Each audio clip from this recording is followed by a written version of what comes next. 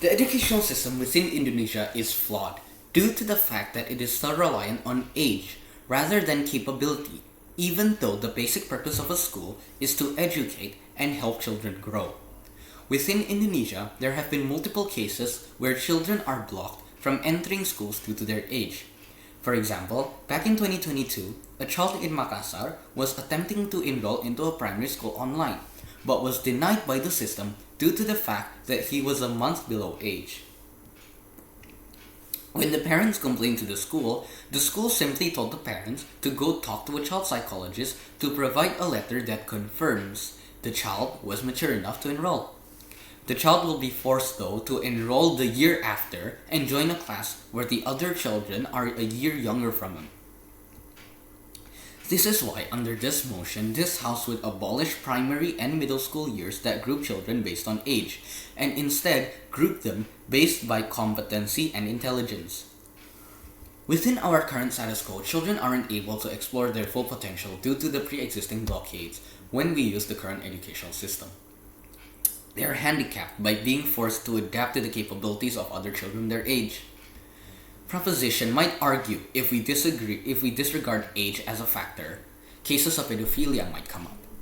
But once again, let me remind you all that we are only abolishing grouping within primary and middle schools, where the age range is only 7 to 14-year-olds, where pedophilic cases couldn't possibly occur.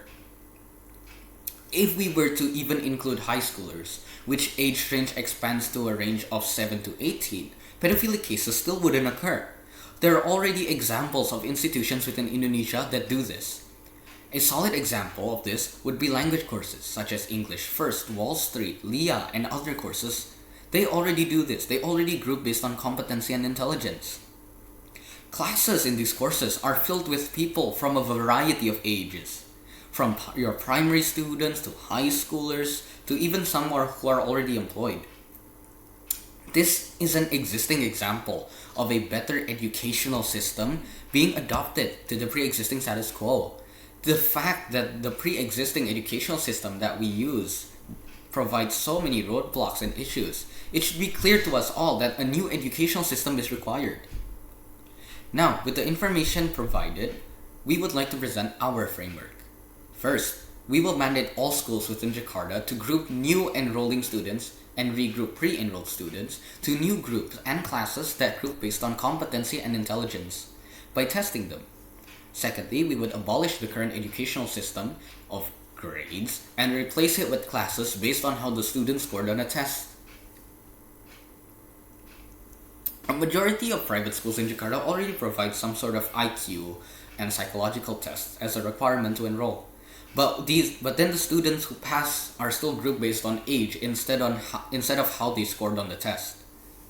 Under our framework, we are going to mandate said IQ and psychological tests.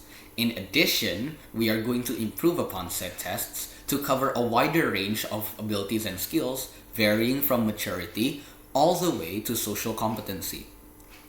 With the scores acquired from the pre-established test, we shall then group them based on how they scored.